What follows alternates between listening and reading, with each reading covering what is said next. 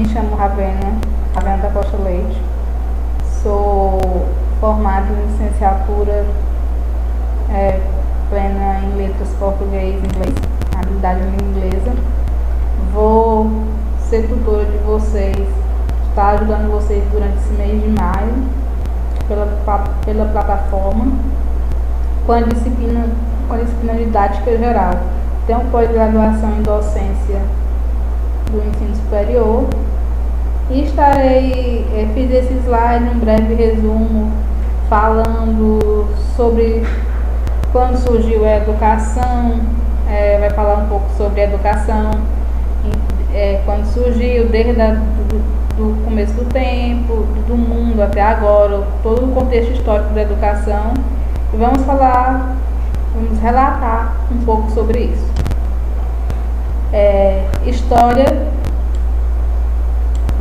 História e historiografia da educação. Pretende-se nessa disciplina que o aluno desenvolva um estudo analítico da evolução histórica da educação brasileira, desde sua origem até os dias atuais, conhecendo todo o trajeto de desenvolvimento do ensino público e privado. A gente não vai falar só da educação brasileira, vamos falar também da educação no mundo, de outras partes do mundo. Vamos começar com um pensamento do mestre Paulo Freire. Como professor, não me é possível ajudar o educando a superar sua ignorância, se não supero permanentemente a minha. Não posso ensinar o que não sei. Então vai ficar esse pensamento para vocês que estiverem assistindo esse vídeo refletir sobre ele.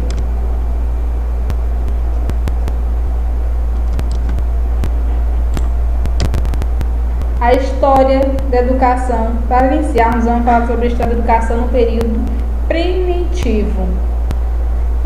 Características da educação no período primitivo. Não existia educação na forma de escolas. Na forma de escola que eu falo,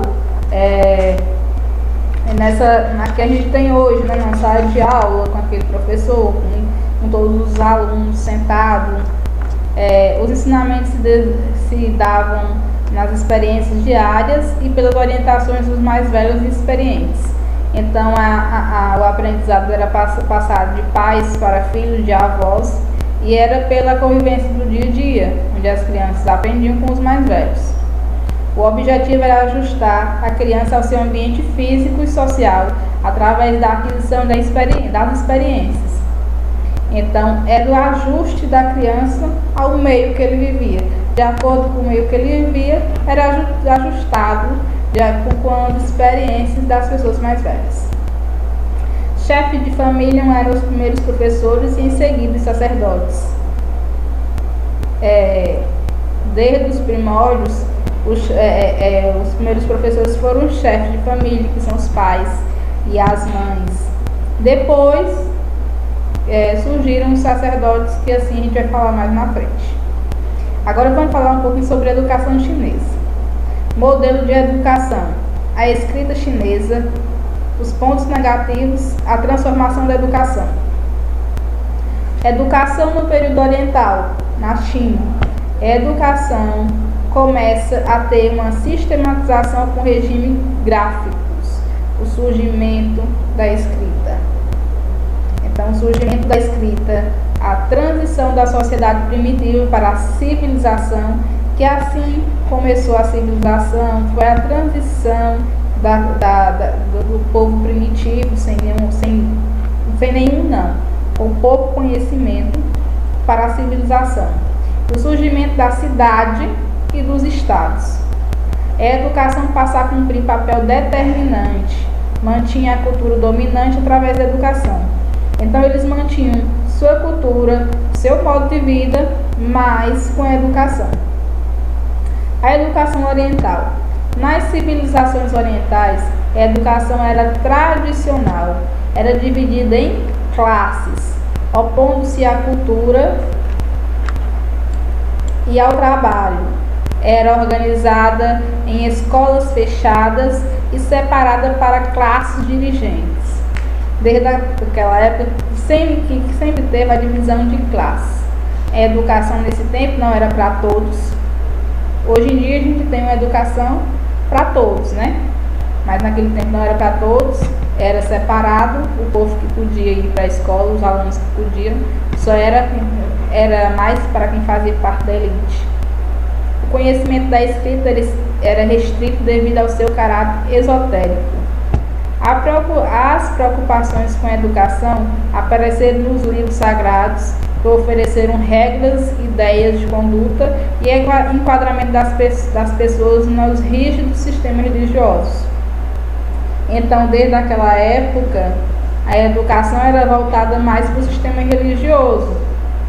Surgiu a educação para os sacerdotes, começaram a ensinar mais as regras e costumes, vamos dizer assim, da Bíblia, que era mais os livros religiosos que diziam mesmo a maneira certa e o costume de viver.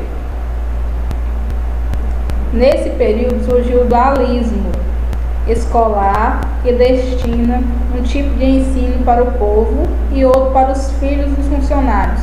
Ou seja, grande parte da comunidade foi excluída da escola e restringida à educação familiar e informal. Dualismo é a concepção filosófica ou teológica do mundo, baseado na presença de dois princípios ou de duas substâncias ou duas realidades opostas, irredutíveis entre si e incapazes de uma sentença final ou de recíproca subordinação. Então, desde os princípios, desde os primórdios da educação, a educação sempre foi dividida para quem tinha mais e quem não tinha era restringida a educação em casa.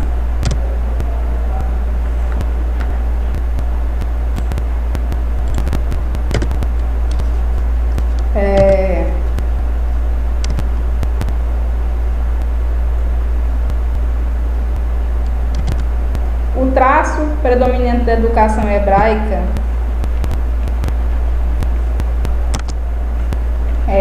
Talmud, é a educação hebraica, que a gente vai falar agora.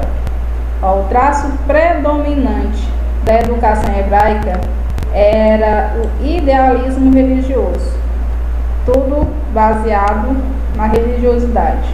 Em todas as escolas, os estudos baseavam-se na Bíblia. As matérias estudadas, história, geografia, aritmética, ciências naturais, se relacionavam com os textos bíblicos e se empregavam de preceitos morais. O principal manual do povo hebreu era o Torá, também chamado Pentateuco, que é o Velho Pentateuco, no Velho Testamento, está lá no Velho Testamento da Bíblia, porque reuniu os 5 livros de Moisés. Moisés, homem essencial, religioso e líder do êxodo no Egito, exerceu muita influência na mentalidade judaica. Então a educação era voltada toda para a parte bíblica, era tirada todo da Bíblia e dos livros Pentateuco, do livro Pentateuco do Velho Testamento. A educação hebraica, forma de educação, a influência da família na educação. Então, naquele tempo, a família era de suma importância, até hoje é, mas naquele tempo a educação maior era dada pela família. Sistema de educação e grau de ensino. O ensino era, sobretudo, oral. A repetição e a revisão constituíam os processos pedagógicos básicos, mas mais do que a Bíblia, outro livro sagrado dos judeus, o Talmud, também os preceitos básicos para a educação judaica, as tradições, doutrinas, cerimônias, etc. O Talmud foi redigido no século II, existindo dele duas versões. Ele representava o código religioso civil dos judeus que não aceitavam Cristo. O Talmud aconselha os mestres a repetir até 400 vezes as noções mal compreendidas pelos alunos. Então, o método do ensino era oral e era na base da repetição. De tanto eles estudarem, de tanto repetir, de tanto ler, eles acabavam aprendendo. A disciplina escolar recomendada era mais amena do que a da Bíblia. Para o Talmud, a criança deve ser punida com uma mão e acariciada com a outra. Já a Bíblia dizia que a vara, a repreensão, o castigo dão sabedoria à criança. Quem pela inocência peca, pela inocência vai para o inferno. A Bíblia não menciona escola elementar, mas o Talmud sim. Depois dos 6 anos, levá-lo à escola e carregá-lo com um boi. Essa passagem indica claramente que o ensino hebraico era conteudista, enchendo a criança de trabalho. Então, a base da doutrina dos gregos, dos judeus, era o Talmud, que ensinava que as crianças deviam ser repreendidas com a mão e castigadas, deviam ser punidas com a mão e acariciadas com a outra. Educação na Grécia. Características da educação na Grécia. Representantes. Os principais pensadores e filósofos da educação na Grécia eram Sócrates, Aristóteles e Platão. Na Grécia é o berço da civilização, tendo como seus princípios. Está repetido, desculpa.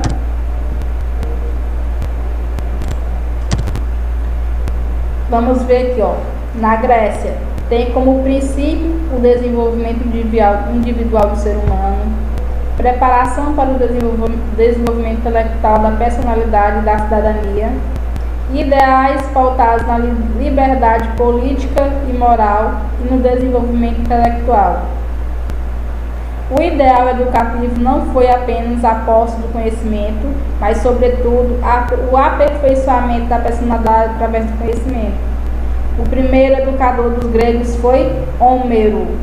Aqui a gente não vai enfatizar Homero, que foi o primeiro educador, e assim fico para vocês pesquisarem mais um pouco sobre Homero e conhecer a história e como ele foi o primeiro educador. Vamos enfatizar o ideal educativo não foi apenas a posse do conhecimento, mas sobretudo o aperfeiçoamento da personalidade através desse conhecimento. Porque quando você tem conhecimento, você se aperfeiçoa, você sai da ignorância. Então, através do conhecimento, você conhece o mundo. A educação no período romano. Característica do período romano, da educação romana. Não existia democratização. A educação dava ênfase à formação moral e física.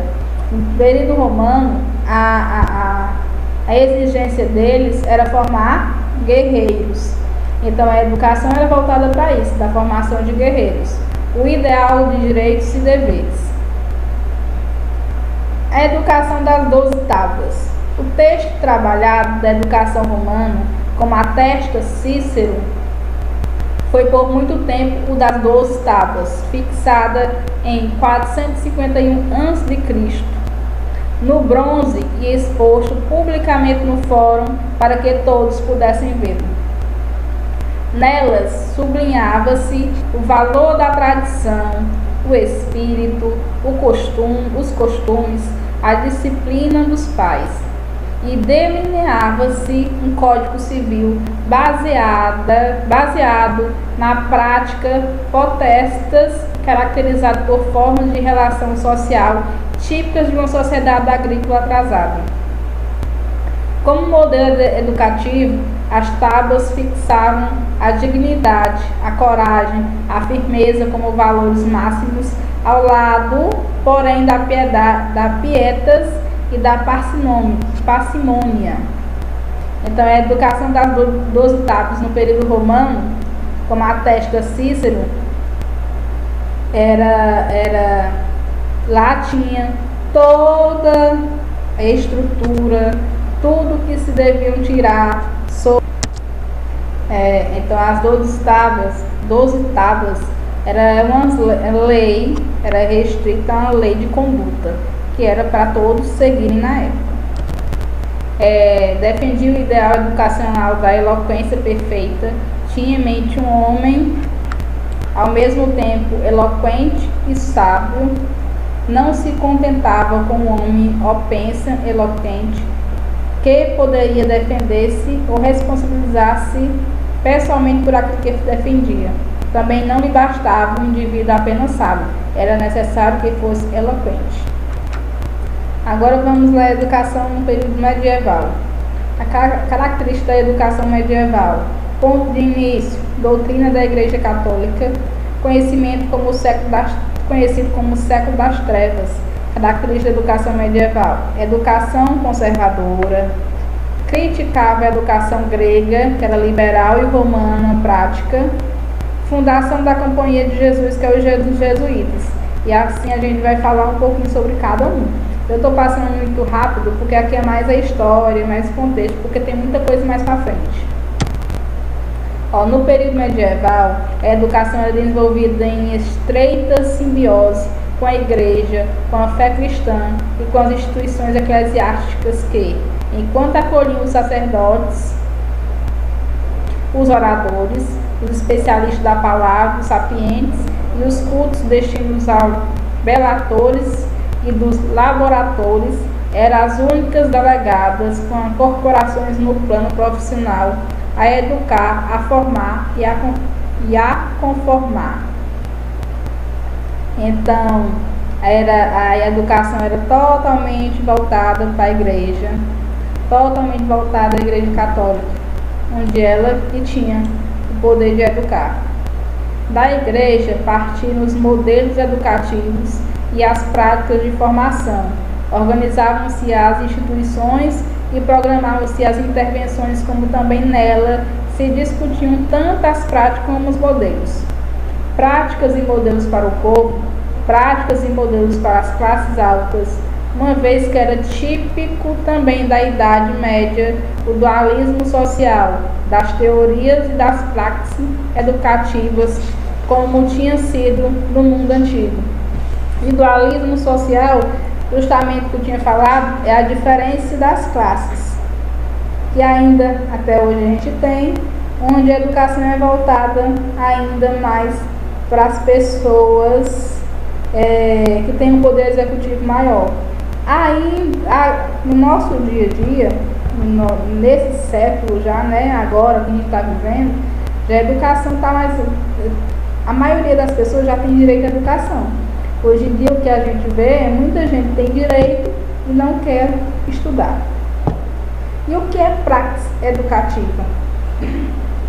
É a reflexão e a ação dos homens sobre o mundo para transformá-lo. Também a escola, como nós conhecemos, é um produto da Idade Média. A sua estrutura ligada à presença de um professor que ensina e muitos alunos de diversas procedências e que deve responder pela sua atividade à igreja ou a outro poder, seja ele local ou não. As suas práticas ligadas à lectio e aos cultores, à discussão e exercício, ao comentário, à argumentação e etc.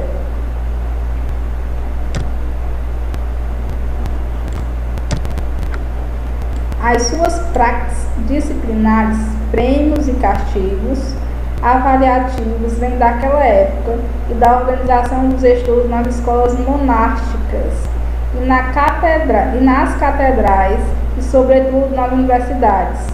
Vem de lá também alguns conteúdos culturais da escola moderna e até mesmo da contemporânea, o papel do latim, o ensino gramatical, a retórica da língua, a imagem da filosofia como lógica e metafísica.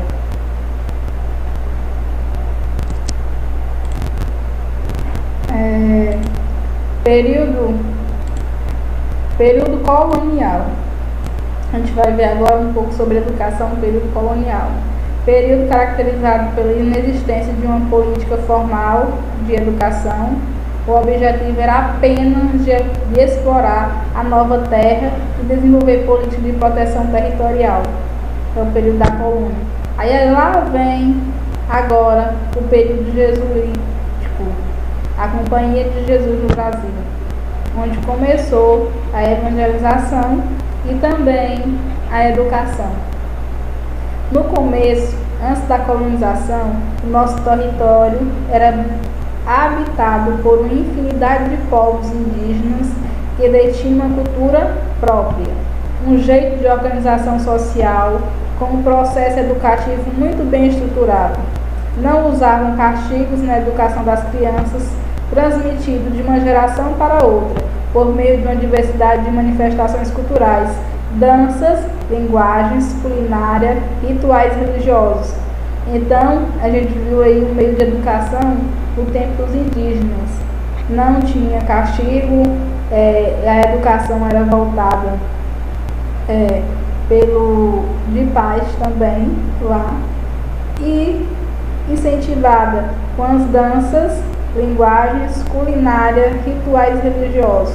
Essa era a educação dos tempos dos índios, né? Logo após o descobrimento do Brasil, em 1500, o descobrimento que hoje a gente não usa mais essa ênfase, que é a chegada dos portugueses ao Brasil, a coroa portuguesa começou a temer invasões estrangeiras no território brasileiro. Esse temor é real, pois corsários e piratas ingleses, franceses e holandeses viviam saqueando as riquezas da terra recém-descoberta. Era necessário colonizar o Brasil e administrar de forma eficiente. Entre os anos de 1534 e 1536, o rei de Portugal, Dom João III, resolveu dividir a terra brasileira em faixas, que partiam do litoral até a linha imaginária do Tratado de Tordesilhas, conhecidas como capitanias hereditárias. Foram doadas para nobres e pessoas de confiança do rei, que recebiam as terras, tinham a função de administrar, colonizar, proteger e desenvolver a região. Esses territórios seriam transmitidos de forma hereditária, ou seja, passariam de pais para filho. Aí desde aquela época começou, né, a questão das heranças e injusto, onde eles chegaram ao Brasil, simplesmente se apossaram e a família deles iam herdar toda a terra. A atuação dos jesuítas foi quase que exclusiva por mais de 2 séculos. Inicialmente, com o propósito de formar novos padres, criaram as escolas de coordenação e, com a ação secundária, ofereceram formação a uns poucos filhos dos colonos e aos mestiços. Esse trabalho evoluiu muito e os jesuítas foram os precursores e mantiveram o monopólio na construção de seminários, colégios, internatos no Brasil, onde continua a formação de novos padres, que também passam a oferecer cursos para os filhos da burguesia, que fazendeiros, senhores de engenho e comerciantes, porque quem não era da burguesia não tinha o direito de estudar. Aí a gente falou da chegada dos jesuítas aqui no Brasil, onde eles foram de suma importância porque abriram seminário, escola, por mais que a educação não era para todos, tinha a exclusão de algumas pessoas, mas foi de suma importância para o início da educação no Brasil. Aí a gente já vai passar para a educação no Brasil Império, que é o período de Dom João VI. Pouco investimento na educação, escolas pobres e professores mal remunerados.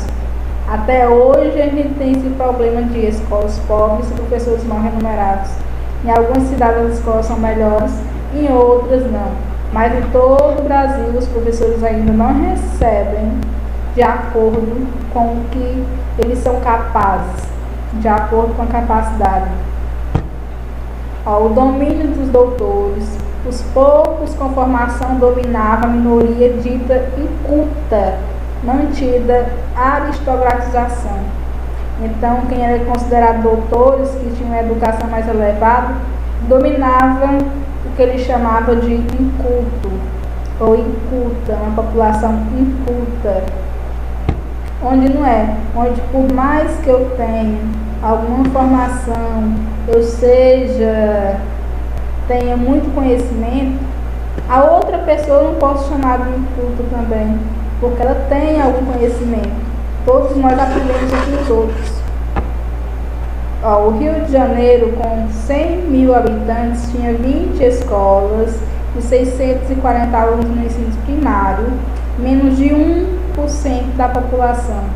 Então, no Brasil Império, só 1% da população estava na sala de aula. Esse 1% da população era voltado justamente para a população que tinha um maior poder aquisitivo. Reformas, instituições escolares primárias de primeiro e segundo grau, tornando livres o ensino primário no município da corte e o superior em todo o império. Obrigatoriedade do ensino primário para ambos os sexos, dos 7 aos 14 anos. Porque antigamente as escolas eram voltadas ainda mais para o sexo masculino. As mulheres não tinham o direito de estar na sala de aula. O dever da mulher era o quê? Aprender com a mãe. A única coisa que ela devia aprender era cuidar da casa e aprender a cuidar do marido, porque assim quando elas se casassem, aprender a cuidar do marido e da casa. E a educação era voltada mais para os homens.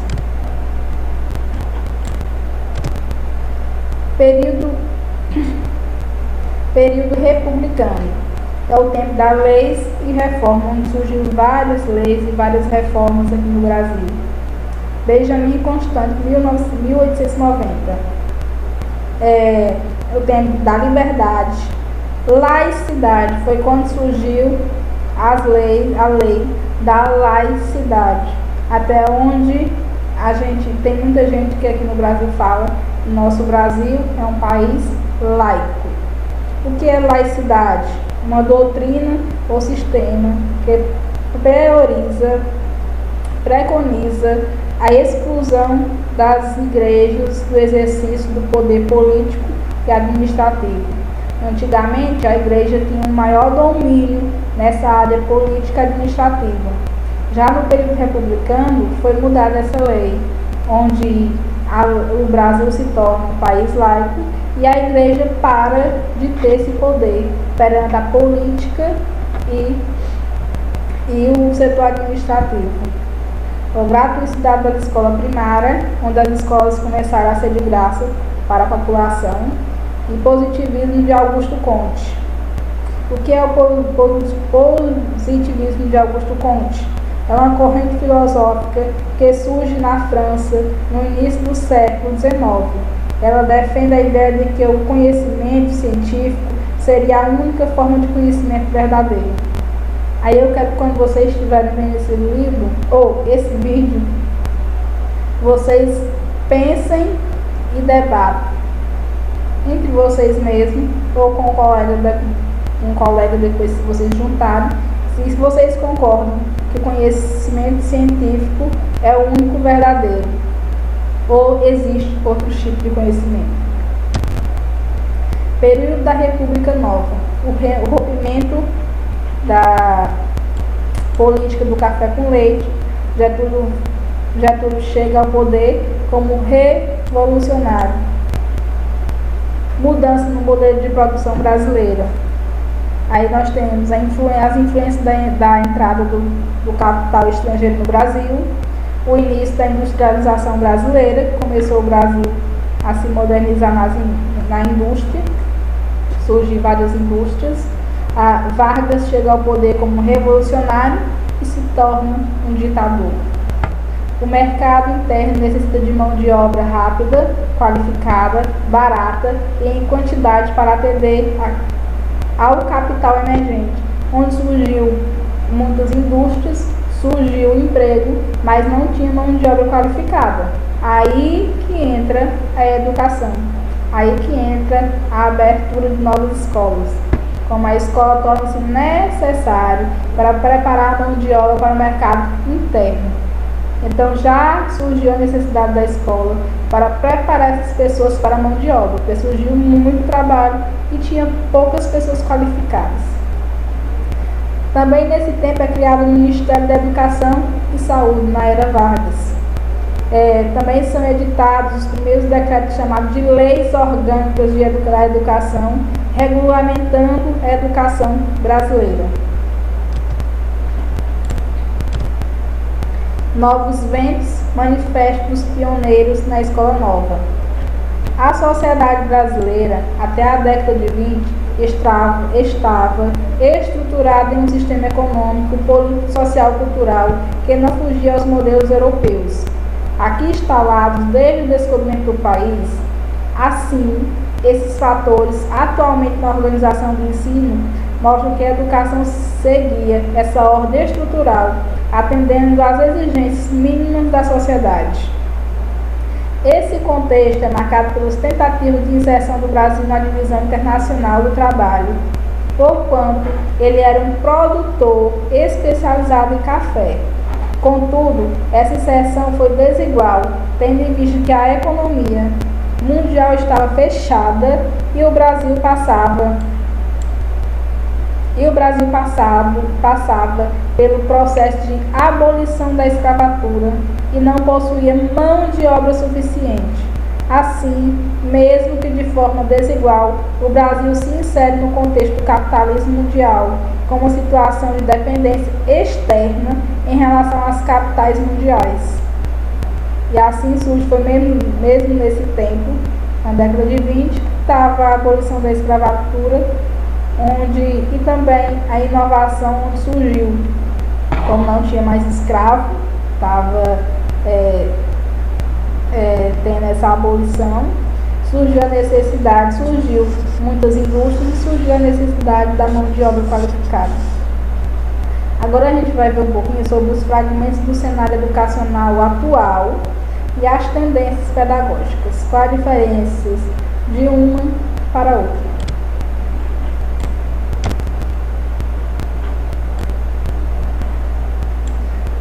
De tendências pedagógicas, de para. Antes, foco no ensino, professor, transmissor de informação, aluno ouvinte e repetidor. Era antigamente. E foi para foco na aprendizagem, professor facilitador da aprendizagem, aluno constrói conhecimento e resolve problema. No outro, desenvolvimento racional e da memória. E agora, formação do ser humano completo, corpo, mente, coração, cérebro e tendências para de pedagógicas e da memória inteligências múltiplas. Antigamente, currículo baseado em disciplinas, definido conteúdo que o docente vai ensinar e cobrar. Antigamente, o docente não tinha a liberdade de decidir o que ia dar dentro da sala de aula. Já vinha feito, ele só tinha que obedecer, era aquilo e ponto. Hoje em dia o currículo define competências a desenvolver, propõe temáticas globais e multidisciplinares. Antes, método único ao expositivo, professor ativo e falante, aluno passivo e ouvinte. Hoje, ensino diversificado, aprendizagem cooperativa, alunos ativos e em grupos, criam e estudam juntos. Antigamente os alunos, o professor estava na frente, o aluno só ouvia, não podia dialogar, não podia falar nada, só o professor que ditava. Hoje em dia não, a gente tem a maior facilidade hoje até de falar, porque foi mudada essa forma de educação, onde o professor e aluno trocam ideias dentro da sala de aula, e assim é uma aprendizagem bem melhor. Vamos falar agora dos sistemas e programas nacionais de educação. A gente falou um pouco sobre educação na antiguidade, no tempo do Império. E agora a gente vai falar mais da atualidade, que são os programas governacionais, os programas nacionais de educação aqui no Brasil. Vamos começar pelos PCN. Os parâmetros curriculares nacionais PCN são referência de qualidade para os ensinos fundamentais e médios do país, elaborados pelo governo federal. O objetivo do PCN, qual é o objetivo? Por que foi criado? O objetivo dos PCN é garantir a todas as crianças e jovens brasileiros, mesmo em local com condições socioeconômicas desfavoráveis, o direito de usufruir do conjunto de conhecimentos reconhecidos como necessário para o exercício da cidadania. A lei e o programa é muito bom, só que ainda não atinge toda a população brasileira. Também surgiu LDB. Acho que vocês já ouviram falar. LDB é Lei de Diretrizes e Bases da Educação. É a Lei de Diretrizes e Bases da Educação que define, regulariza o sistema de educação brasileiro com base nos princípios presentes na Constituição. A lei, que é a LDB, a Lei de Diretrizes e Bases, não está acima da Constituição Federal. A Constituição Federal é a lei máxima do nosso país, é que rege todas as outras. A LDB, muitos normativos da LDB foram tirados, a maioria, da Constituição Federal. A Lei de Diretrizes e Bases da Educação veio em atendimento aos preceitos constitucionais e resultou de um longo processo de tramitação que se iniciou em 1988, ano em que foi promulgada a Constituição da República Federal do Brasil. Levou 8 anos de tramitação no Congresso Nacional e, finalmente, em 20 de dezembro de 1996, ganhou o número 9.394 e foi sancionada e promulgada.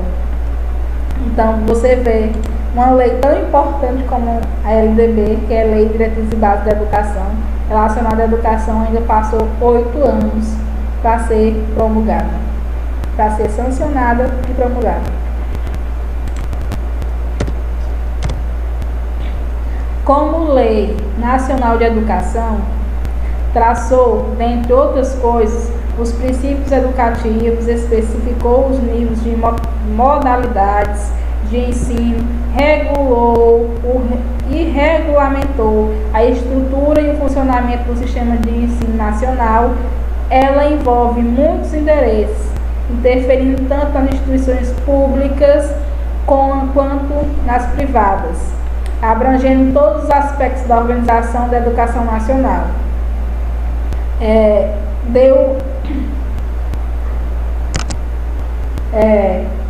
Os primeiros artigos da LDB tratam da abrangência do termo de educação. Ela não é apenas da escola, ela ocorre em todos os ambientes onde há aprendizagem. Eu vou passar para vocês 2 artigos que não estão aqui no slide. O artigo 1º da LDB é: a educação abrange os processos formativos que se desenvolvem na vida familiar, na convivência humana, no trabalho, nas instituições de ensino e pesquisas, nos movimentos sociais e organizações da sociedade civil e nas manifestações culturais. No artigo 2, é a educação da EDB, da família e do Estado, inspirada nos princípios de liberdade e nos ideais da solidariedade humana, tem por finalidade o pleno desenvolvimento dos educandos, seu preparo para o exercício da cidadania, qualificação para o trabalho. Então, a educação, pela lei LDB, a Lei de Diretrizes e Bases, pela Constituição, é dever da família e do Estado. E a escola e a educação é para qualificar essa criança, esse jovem, o mercado do trabalho. Aí temos também, vamos falar também do analfabetismo. O analfabetismo no Brasil. No Brasil, há um número muito elevado de analfabetos e pessoas que não conseguem, por alguma razão, concluir a escolaridade em tempo regular. Por mais que surgiu muitos projetos governamentais sobre educação, jovens e adultos e muitos meios das pessoas estarem na sala de aula, ainda há um número muito grande de analfabetos.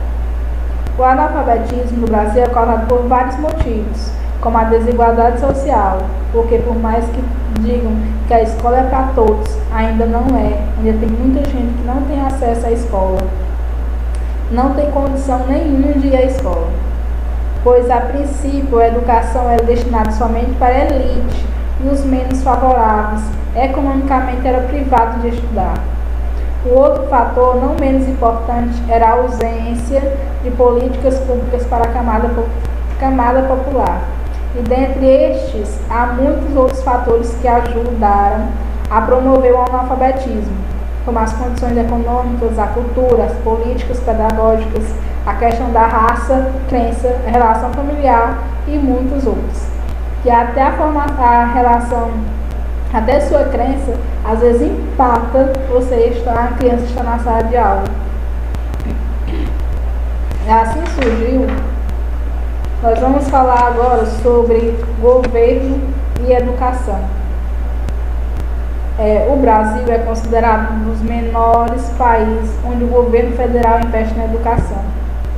E ainda, no nosso tempo, até um tempo desse, o maior investimento na educação não era no início, que é a educação infantil e ensino fundamental, era nas faculdades, onde, para quem estuda, a gente que estuda, que é formado em pedagogia ou letra, ou em qualquer área, sabe que a fase primordial de investimento é na alfabetização. Se uma criança é bem alfabetizada, ela consegue se desenvolver muito bem em qualquer lugar. Mas como não tem essa ajuda do governo na questão da educação base, na base, que já fala que a base é porque tem que ser bem feita, que o Brasil, os governos investem mais nas faculdades. É de sua importância, sim, mas se a criança não tem uma base, não tem escola para todos, a maioria não consegue chegar na faculdade. O valor investido do ensino fundamental nos Estados Unidos e no Japão é quase 9 vezes maior que no Brasil, que está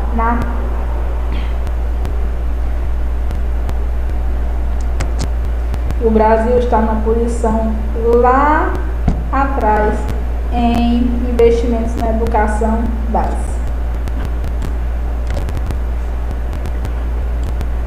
Enem e ProUni.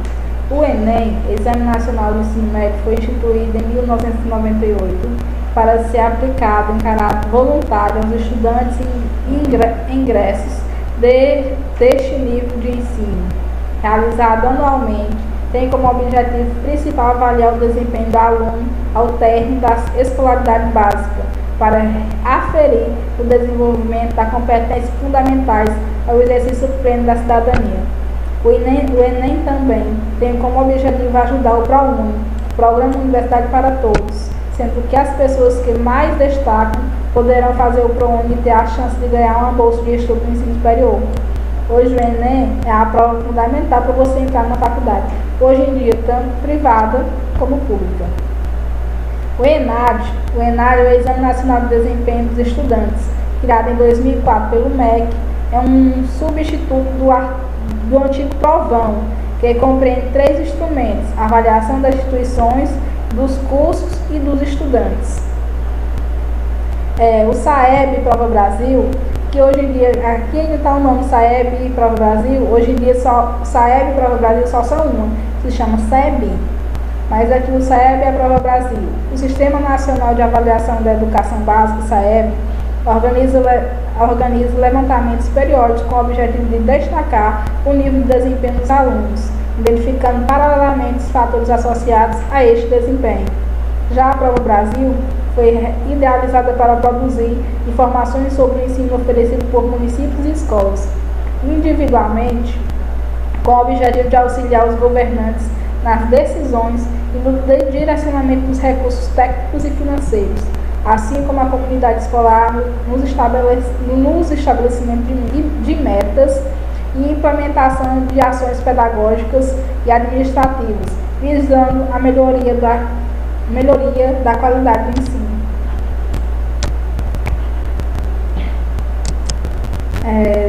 Da Fundef e o Fundeb, o Fundo de Manutenção e Desenvolvimento do Ensino Fundamental de Valorização do Magistério, Fundeb, foi criado em 1996 e trouxe como inovação a mudança de estrutura de financiamento do ensino fundamental no país, pela subvinculação de uma parcela dos recursos destinados a esse nível de ensino. O Fundo de Manutenção e Desenvolvimento da Educação Básica e de Valorização dos Profissionais de Educação, Fundeb, é um fundo de natureza contábil. O Fundeb constitui o Fundef, que só previa recursos para o ensino fundamental. Os recursos do fundo destinam-se a financiar a educação básica, creche e pré-escola, ensino fundamental, ensino médio e a educação de jovens e adultos. Já o FIES, que é o Programa de Financiamento Estudantil, é destinado a financiar a graduação no ensino superior de estudantes que não têm condições de arcar com os custos de sua formação e estejam regularmente matriculados na instituição não gratuitas, cadastrados no programa e com avaliação positiva dos processos conduzidos pelo MEC. O IDEB é o Índice de Desenvolvimento da Educação Básica, que foi criado em 2007 para medir a qualidade de cada escola de cada rede de ensino. O IDEB tem no município para ver como anda a educação, para assim melhorar a cada ano. Família e educação. Como está escrito no início do artigo 1 da LDB, a escola abrange os processos formativos que se desenvolvem na vida familiar. É na vida familiar que se dá o primeiro contato do cidadão com o mundo. O exemplo materno e o paterno é a alimentação, os sons recebidos do mundo externo, os mitos que começam a se formar, os medos, as ambições, a aprendizagem da linguagem. Tudo isso é o primeiro contato da criança com o mundo. Didática e a formação do docente.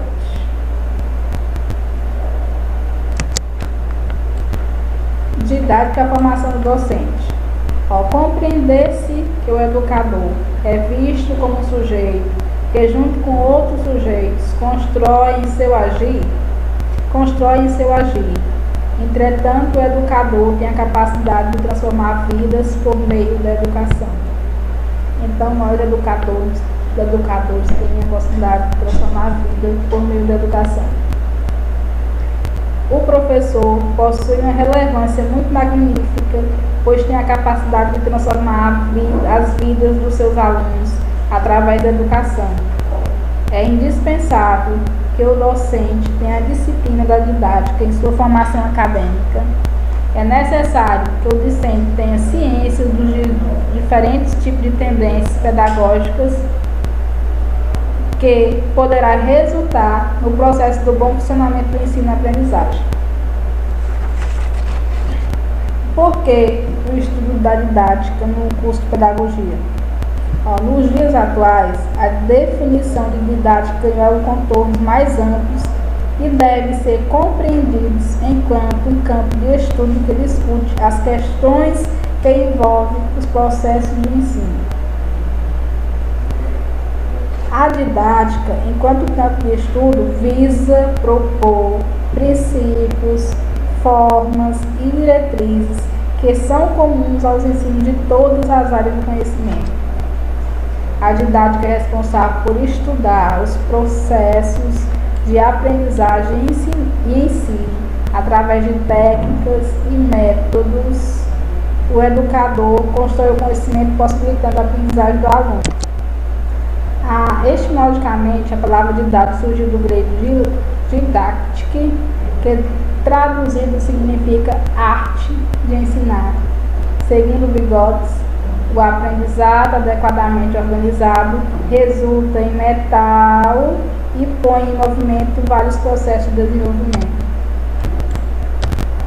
A didática tem como objetivo desenvolver pensamento crítico dos formadores e que, por meio da criatividade, pode se adaptar conforme a realidade.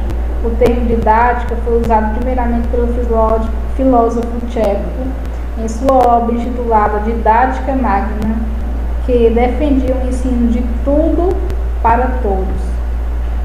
Comênio inicia um processo de sistematização da pedagogia e da didática do Ocidente. Racionaliza a teoria e prática das questões educativas. O processo educacional deveria levar em consideração os processos da natureza. Comênio propôs uma quebra radical no modelo escolar praticado pela Igreja Católica.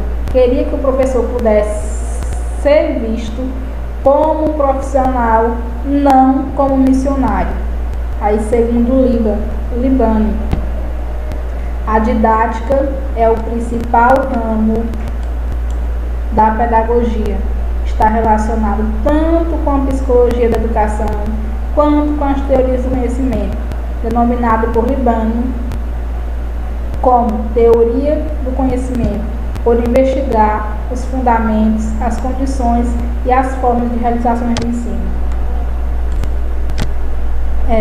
Nós vamos terminar por aqui. Agradeço por vocês terem assistido, vocês vão assistir. Estarei à disposição para qualquer dúvida. E vou terminar com a frase: a principal meta da educação é criar homens que sejam capazes de fazer coisas novas, não simplesmente repetir o que as outras gerações já fizeram. Homens que sejam criadores, inventores, descobridores. A segunda meta da educação é formar mentes que estejam em condições de criticar, verificar e não aceitar tudo que elas se propõem. Jean Piaget. Tenham uma boa tarde.